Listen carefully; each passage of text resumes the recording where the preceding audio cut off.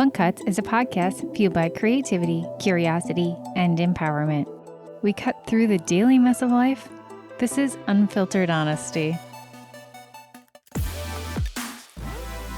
Park your passive at the door. This is Blunt Cuts. Welcome to Blunt Cuts. I'm CJ, and please welcome to the studio, Lani Basa, owner of the BWC. Welcome, Lani. Hi, thanks for having me. Thank you for joining on Blunt Cuts today. We're so excited to have you. I'm so excited to learn more about the BWC because I don't know very much other than what I've kind of researched with you coming on. So very excited to have you here and know that we have this joint connection of women and how important it is for women, to have spaces and places to grow and thrive. So welcome. Thank you. Yeah, we're definitely aligned, which is really cool. Which I love. I think when we talked about, what should we talk about today? I loved when you came to me and you're like, I want to talk about diversity in women leadership. And it was interesting how you're like, and how you failed. Because I very much, in most of my episodes, talk about ways that I've failed or messed up, or learning lessons are kind of the way I think we all do life. But I think talking about our strengths and our failures and recognizing them both as strengths is incredibly important. And that women, oftentimes we will beat ourselves up and be afraid to share our failures. But that's what it's about, and getting real as much as we can to dig through and dig into deeper issues helps project us farther. So. Yeah, definitely. And I think an important thing to think about is that it's really not a failure. All it is sort of a passage on your learning, if you will, your learning journey, right? That wasn't quite right, so let's go right, or let's go left, or let's whatever. I think that's something to always keep in mind. And you can't have success without failure, right? So if we say this was successful, well, why was it successful? Well, we didn't fail, So it's like, okay, we need both. We need to remember that failure isn't the worst thing in the world that could happen to you. So, well, good, because I do it a lot. I think we all do, really. On the daily. Ask my children; they'll tell you. So I want to jump right in. I want to hear a little bit more about what you mean by that. So what are you seeing with women leadership? And I think defining diversity and what diversity means to you would be really critically important here too, because I know diversity, especially being in the space of working with a lot of HR leadership, I've learned over the years, my perspective of what diversity meant has gotten much larger. Yes. Yeah, you're right. So my background, I was semi in HR as well in a variety of different roles. I was never the HR generalist, but I was kind of everything else around it. And so there was the tried and true definition of diversity, which tended to speak to, at one point it was just race, and then it became a little bit broader, and it might have talked about sexual orientation and that. And diversity really, to me, is all of those things plus, right? We have diverse thought, we have diverse opinions, we have diverse experiences. So diversity is really all about, to me, what makes you different from me, what makes another person different from us. We may have some similarities and points of connections, but the diversity really comes in all those different things, because no one person is the same. And the more diverse you are in what you bring to the table, the richer, the better, the cooler the conversations and the learning and failing, it is all the way through. So for me, diversity is really about that component. What I think in today's age right now, we tend to also say diversity is a lot about race because of what we've experienced. It's the murder of George Floyd and what's been happening out in the community. And so I think while that seems to be sort of the natural sort of focus people go to when you say diversity, again, much broader meaning to me than that. Oh yeah, that's where the work is channeled. There are these words, there are these places and spaces for like, oh, race, that goes here. These people do that. I need to find these people to to do that. And yeah, I mean, for me, that definition of diversity is like, but isn't that just community? Isn't that just everyday life? Isn't that just who and where we are? Yeah. Like, where and how do we need these words and what do they matter? Like, everything is blowing up in life right now. So I'm like, I just need to blow up every like constant I have in my mind and every definition of everything, and like rethink and retrain my brain is kind of where I am on my path right now. So Yeah. And I think that's a great way of putting it, rethinking and retraining, because I think we all have to do that no matter what. So let's talk about it. Let's talk about where you started noticing the community, the leaders, of women in, I mean, leadership in general, I think needs women, but then in women leaders specifically, like where and how you're seeing when you're doing your work and what you weren't seeing. Yeah. So in my organization, we serve women who are business owners. And then we also serve women who are, we call them professionals. So they work in an organization that they don't own. So that could be somebody who's a manager, it could be a CE, a president, it could be whatever title, but they don't own their organization. So we serve a number of women leaders in different positions and different arenas. And when we started the organization, it would be 11 years ago now, we started with a lot of great help from people in WPO, which is the Women's Presidents Organization, friends of my co-founder, Myrna Moravsky, and it was great. We had a lot of great response and people attending. What I think got interesting for me, and I noticed it through my career even at Target, was there was no one else quite like me. As a person of color, my father's parents immigrated from the Philippines to Hawaii, and he was born and raised there. And that's kind of that background. And then my mother happens to be kind of almost every European country almost that you could think of. So, it was kind of interesting, but I thought, well, this is just the way it is because it's Minnesota. What I realized over time is that we are not a very loud organization. We don't advertise. We are not kind of out there, everywhere going, hey, come and join us. We are referral based, which is not bad because we get great people because people understand who we are and then they refer someone else who they think could benefit. But kind of like begets like a little bit, so we tend to refer people that are like us, that we know, that we enjoy being with. And so, again, your circle is as small or as big as you make it. And so people were inviting very similar people. And again, not a bad thing. We have wonderful membership that we absolutely love and I love to work with. But again, as you sort of look up once in a while and look around, you're like, oh, wait, there's not enough people of color in this organization. Is this actually the picture, or does the picture expand beyond this room? Right, exactly. And so when and it wasn't something that we weren't necessarily working on, but I would say we weren't maybe working on it as hard. And we were doing things that everybody else would normally do to try to attract diverse candidates, to our organization. And I bought the organization from my co-founder, bought her out in 2016. And I was like, okay, we're going to get more diverse. We didn't, as I looked around and took a really hard look recently, it was like, I've tried, I've done some things, but quite honestly, I don't think I tried hard enough. I don't think, there's a number of things that I didn't do when I look at it and look back at the situation. Yeah, I mean, and I think you probably will get into this, but just the pipeline of leadership in general, and at least in my tenure of the different organizations I've worked for, women are very few in leadership in the organizations I've been in. And then the women leaders I've had have not been all the greatest leaders, on the planet. And certainly not women of color, not Black women, absolutely none.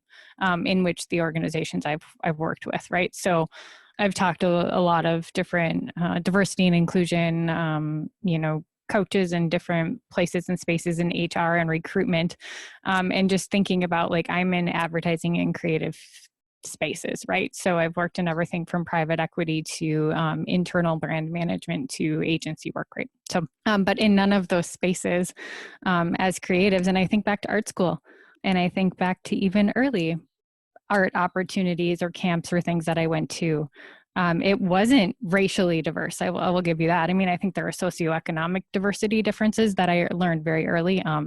I was a poor kid, so like I learned very early, like, oh, that's different. I got into a private school as a first generation college student, and I was like, wow, this is great. I'm with all these other first generation college students for the first month. And then reality hit when everyone drove in with their Porsches and Lexuses. And I was like, a car. That's interesting. You have a car. Good for you. Yeah. Yeah. And I think that there are layers of diversity and how it's impacted me personally, but from a racial perspective and leadership, it's just not something I've been around, even from professors and with women. So why? Like, Yeah. and that's a big question, but why? Yeah, I think that is, and I think that is, there's some systemic pieces there. I think women in general have always, in many ways, played second fiddle, right? We were never, if you go past our generations, past my generation, and so on, it's been a long, hard fight to get where we are. And in some cases, I think too, corporately, particularly when I was in corporate, women didn't always make the best leaders. And sometimes that was because they felt they had to be a certain way, had to act a certain way to keep their post as a leader. So I have to be aggressive, or I have to be this way because my male colleague is successful and that's how he is. And I think over time, there's evolution. It's just never as fast as we wanted. But we also have many other roles we play: mom, wife, you name it. We're running the household as well as working. So there's so many things that I think keep women from moving forward or moving into the kinds of roles and being the person that they want to be. But I think then additionally, layer on your point, socioeconomic, race, other things, and the way that our society, tends to treat people in those different areas, that plays a role in it. And then Minnesota in general, we are and we are not that diverse. If you look at the percentage across the board, I think when it comes to race, diversity was, I want to say it was something like 14% of the population is diverse when it comes to race. But we also live in the city that is very racially diverse and culturally diverse, all of those things. And I don't think, again, that we have always done a great job of giving people opportunities not based on skin color. No, I mean, it's real. That's the reality of it all, right? Yeah, exactly. Yeah, So unfortunately. It is. And I think that when I hear those things, I see opportunity. I think I'm an opportunist, and I'm like, all right, not anymore. Like, right. not here, not in this space. Like, and I feel that from you too. You're making changes. You're trying to do the right things. We're going to take a quick break.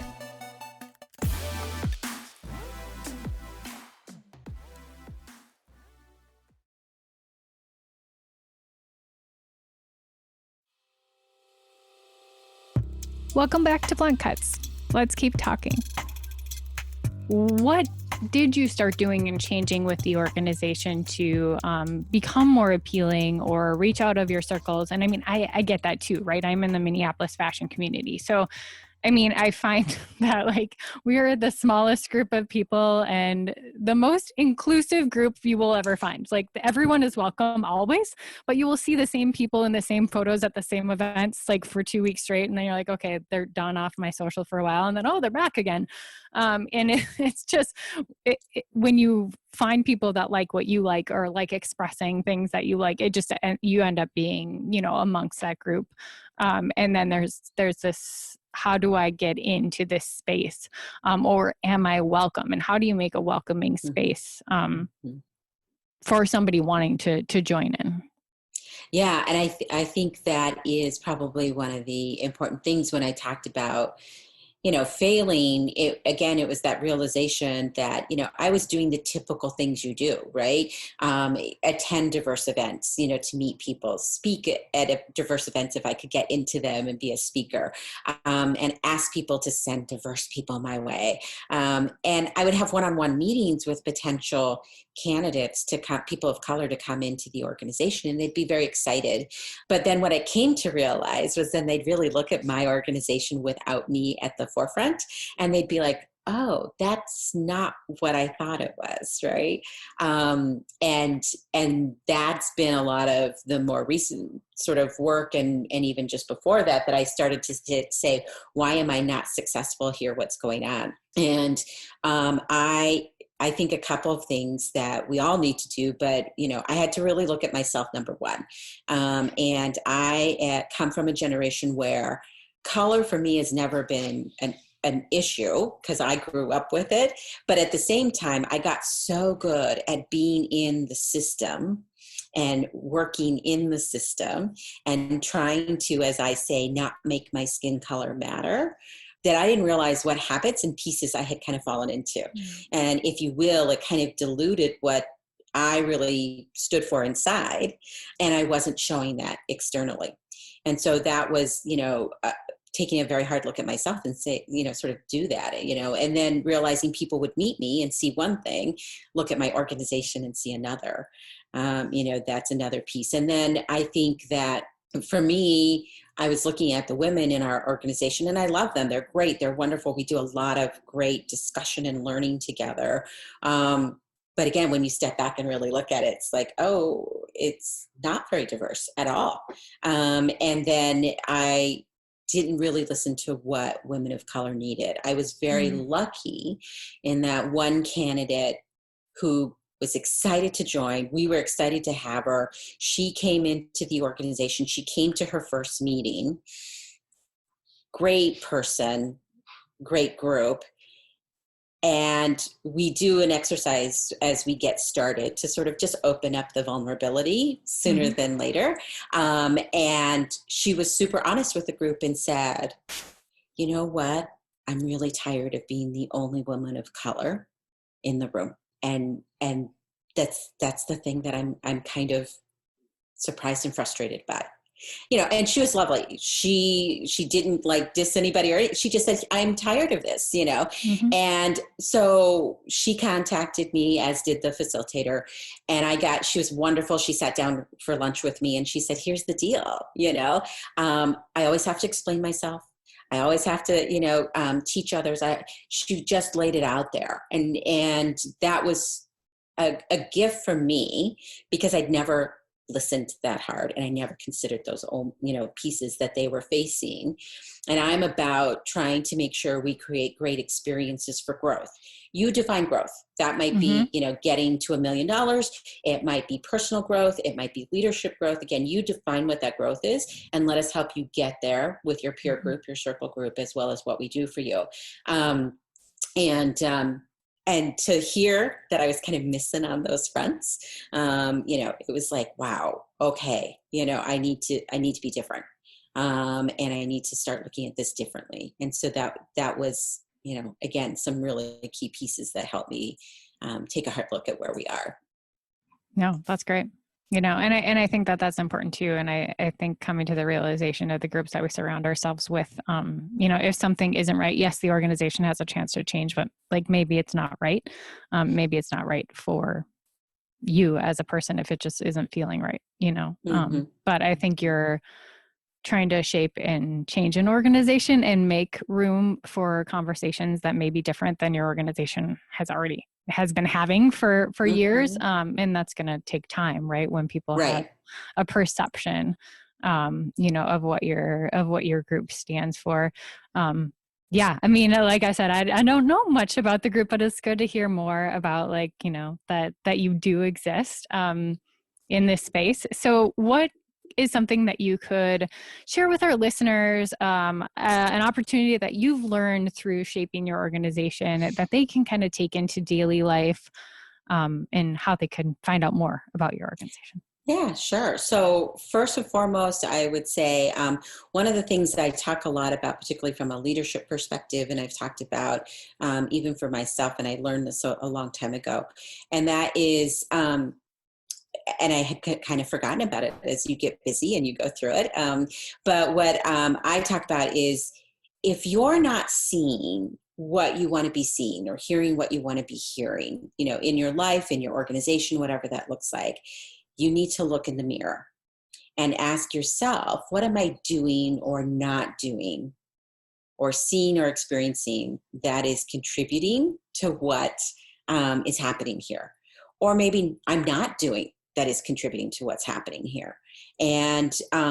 And that's something that I think we forget to do. I think it's really easy to say, oh, I didn't get the training, I didn't get the skill set, I didn't, but it actually comes back to you and making choices, advocating for yourself, figuring out what you need, and what you may be doing or not doing that's contributing to what you're seeing or experiencing. And Yeah, I and think that's super I'm the important. worst at that. I don't have a scale in my home, and I minimize my mirror time.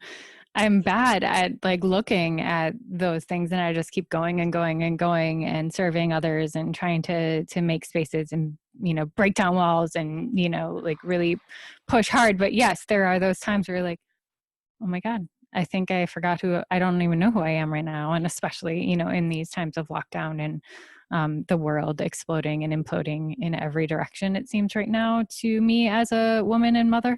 I'm just like, right now, I don't know. And what I know is I need to eat food and get sleep. And no, exercise can just screw itself right now too. So like that's it. Exactly. Like eat food, keep humans alive, mini humans and big humans. And like that's what I'm doing right now. So Yeah. Yeah. I mean And it's during hard. Like I think it's that's hard. when you want to, and that's something as a fellow women empowerment teammate in this journey with you. I think it's hard for me. Like, how do I empower other women when there are days when I get up where I'm like, yeah, not today, not today. Mm-mm. And then I like when days continue to be like, not today, not tomorrow, and not the next day.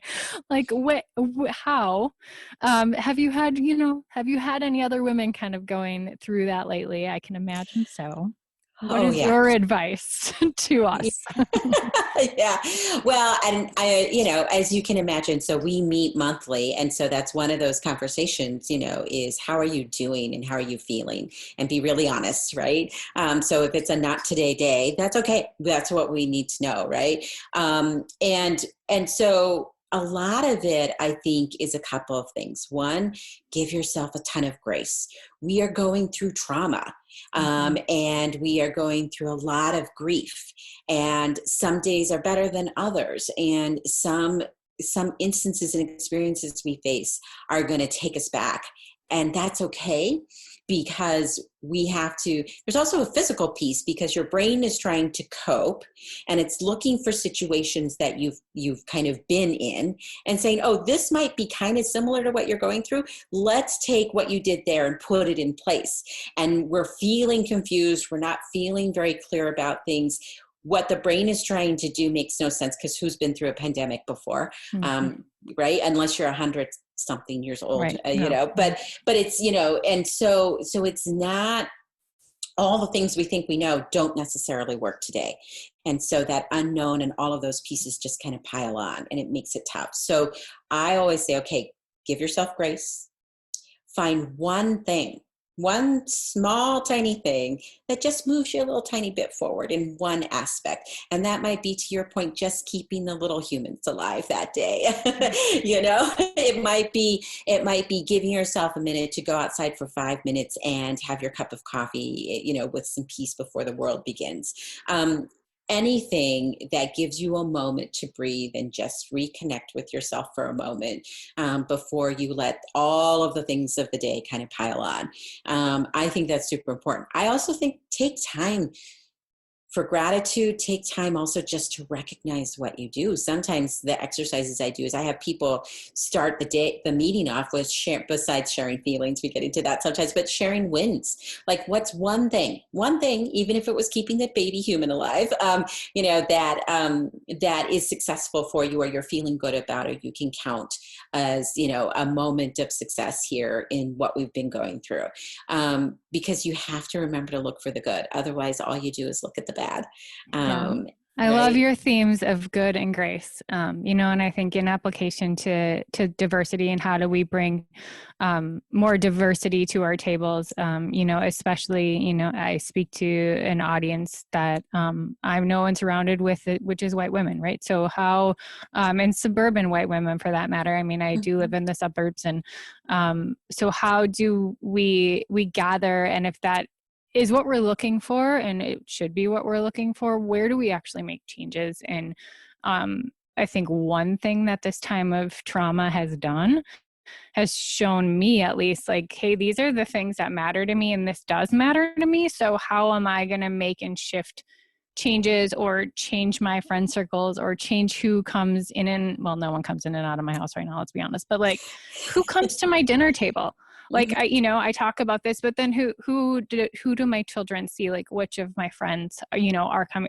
I'm hearing it. I'm listening. I'm making changes. I want to be surrounded by as many diverse perspectives as humanly possible. And right now, I'm just a sponge for everything. So I'm cool to set the reset button right now because, hey, our world has, so why not me? Is kind of where I am right now. And I don't know if that's a fabulous lesson, but that's where I am in my journey right now. And it's hard. And yes, sometimes I've been a really shitty white person. And I know that. And I'm working on it. And I know that I have to just be here with other white people. And like, this is our issue. We created this issue. So we have to fix this issue. You got it. I think we all do, regardless. And I think what you were speaking about is back to that looking in the mirror. I want something different. What am I doing or not doing that is getting me closer to that? And I think you're right. One thing we've talked a lot about in our circles is this component of, I call what we're in right now the next normal. I know some people are like, the new normal. I'm like, this is not the new normal. Nothing I don't is want this to normal be about normal, this at all. right? Yeah, exactly. So if this is normal, like, I'm out. Exactly. Yeah. So this is kind of like the next normal. If we have to say normal, this is the next normal, because this is this transition in between. But we have, exactly as you described it, the ability to create what we want that new normal to look like. When we can get out, when we can do more, when we get people to dinner, as you said, all of those things, we right now have the ability and should be looking at, what are the things that I've learned through this transition that I'm going to keep, that I'm going to change, that I'm going to be different about, because I want a different experience. I want a different life, if you will.